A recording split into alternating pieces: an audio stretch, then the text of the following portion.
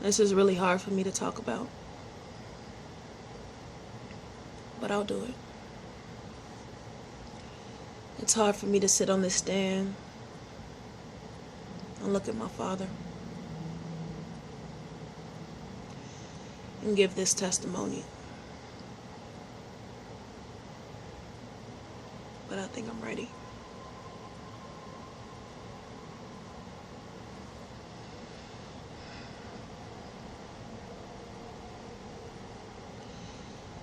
It all started when I was 5 years old. We used to play this game. It would start off similar to hide and go seek. And my father used to always let me be the one to hide. And I used to think it was because I was a girl and he was being nice.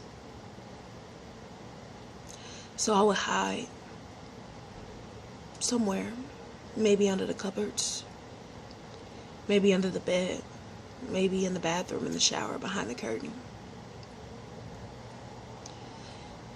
I would hide until he found me. My hiding places were pretty easy to figure out, so it didn't take him long to find me.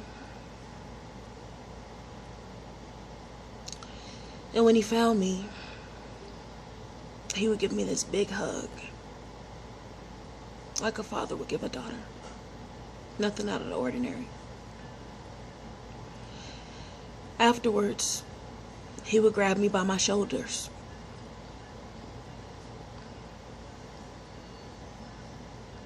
and look at me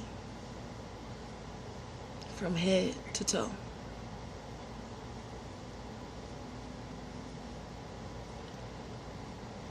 And then he would change the game to Simon Says. Excuse me, can I have some water? Thank you. He would change the game to Simon Says. And as everyone knows, when you play Simon Says, you do whatever Simon says. So he would switch it up. One day he would tell me to take off my top. Another day he'll start with my pants. If I have a skirt on, he wouldn't even ask me to take it off. I think it was a part of his sick fantasy.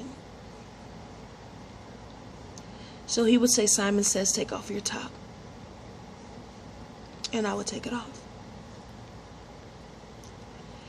And then Simon Says, take off your pants. And I would take them off. Until I was left with nothing but a bare chest and a pair of underwear.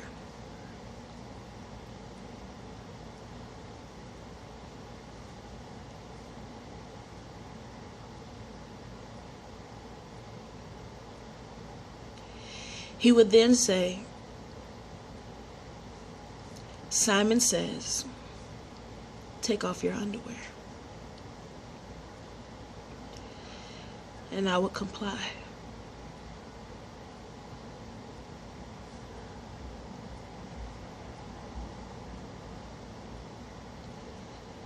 That man that sits across from me, that I once called Daddy,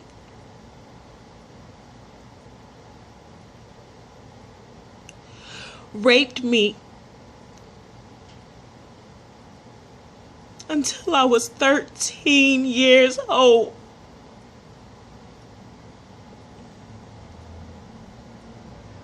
For 8 years. I endured the pain and discomfort that comes along with being raped.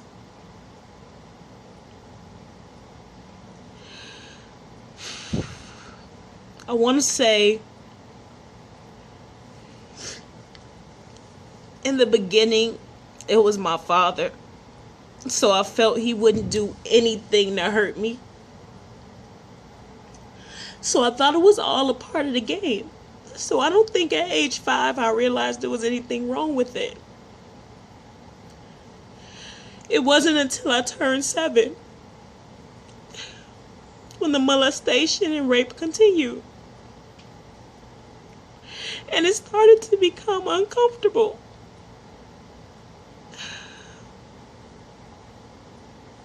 It started to hurt. I'm sorry. I'm sorry.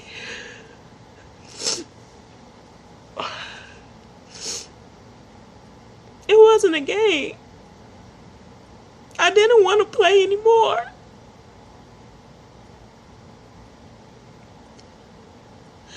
But he made me play. He made me play every day when I got home from school.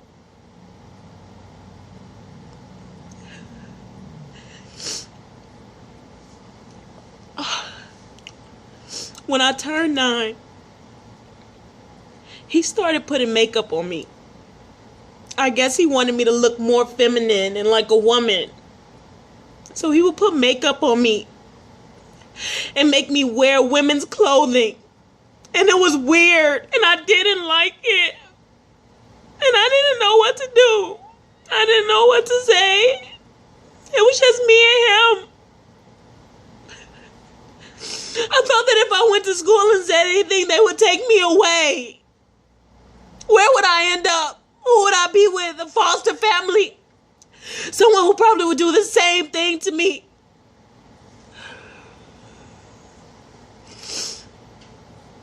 So I kept my mouth shut and I did what he asked me to do.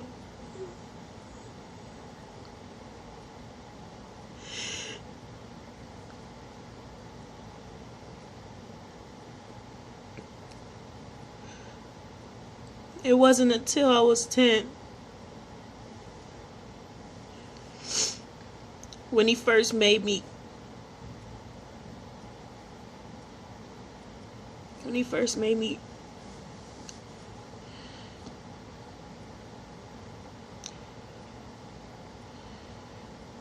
perform oral sex on him.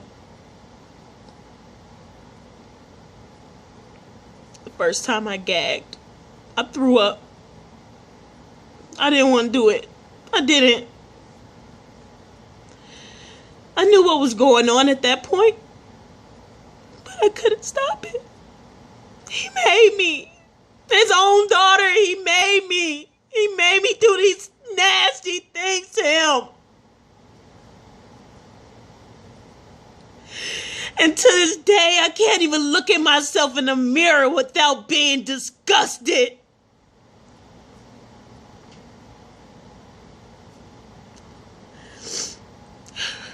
I feel like a weirdo.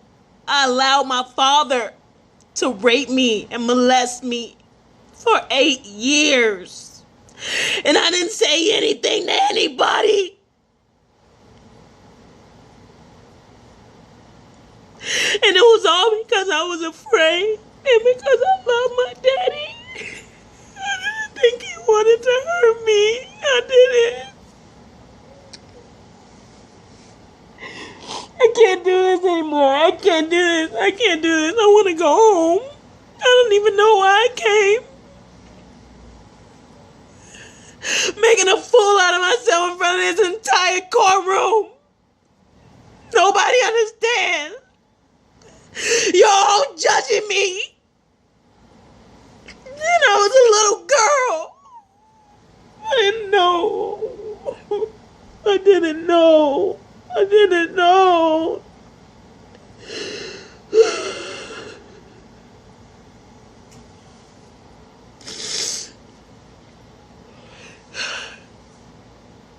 No, I'm okay.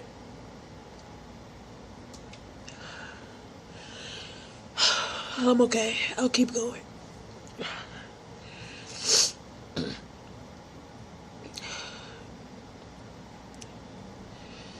It was my 8th grade year,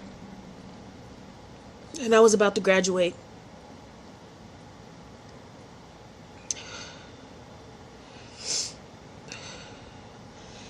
My dad brought this little girl over. She was about my age. I didn't question it. I just figured he brought her over to be my friend. I didn't have very many friends because I was awkward. Kids didn't want to play with me. I didn't fit in for one reason or another. So when she came, I was happy. She was really nice. Kimberly Ann. I remember her. She was like a sister to me. I say she was like a sister to me because she came and stayed. I thought she was just spending the night a couple of nights. Until the days turned to weeks. And then the weeks turned to months. And she was still there. My father paid less attention to me, which I found odd, because he paid special attention to me every day after school. He particularly paid more attention to me on the weekends because I didn't have school. But once Kimberly Ann came, I only saw my father twice a week. So as I got older, I realized that he's found someone else to do it to. He was no longer interested in me.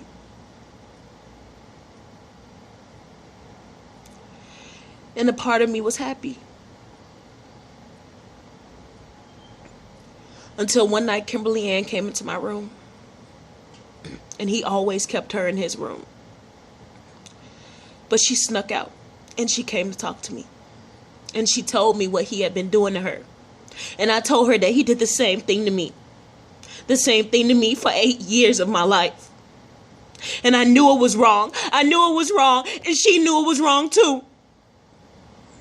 So that night, we left out my window. We climbed down the trellis and we left. We ran. I didn't care where we went. We just left. We didn't want any interaction with men. We kept running into men. Men were everywhere and we ran from them too. Until we met this sweet old woman. Her name was Margaret. And she took us in and we told her that we couldn't go back to where we came from. We just couldn't go back. We couldn't go back because that man was going to do what he did to us. He was going to keep doing what he did to us until somebody saved us. And she saved us. He did. She saved us. She took us in. And she didn't tell anybody. I asked her not to tell anybody. I knew that she was going to tell somebody and she didn't. She took us in and she took good care of us.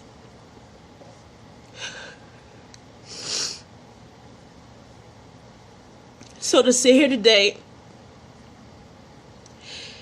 at age 19 and testify against my father in a case where he is being indicted for charges of raping 13 underage girls, it's not hard for me at all. Because I want the bastard to go to jail. I want him to suffer. Like he made me suffer for 8 years. I don't know who he is. I don't know that man. And I don't want to know him. I don't want anything to do with him. But when it comes to the case of Charlie, Arizona, Michael Arizona raped me for 8 years of my life until I decided to escape. He can't hurt me anymore. And I'm content with that. It's hard for me to have affection with the opposite sex or intimacy or anything. It's very hard. I've contemplated being a lesbian. And I'm not sure if that's what I want to do either. But that man ruined my life. And I want him to rot in hell for what he did to me. I will never, ever forget what you did to me, you fucking bastard.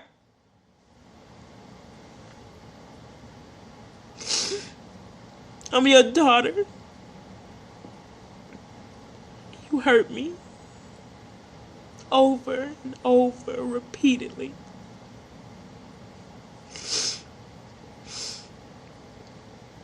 And I just pray that Allah has mercy on your soul.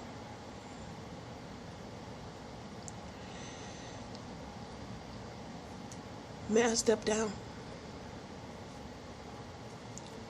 Thank you, Honor.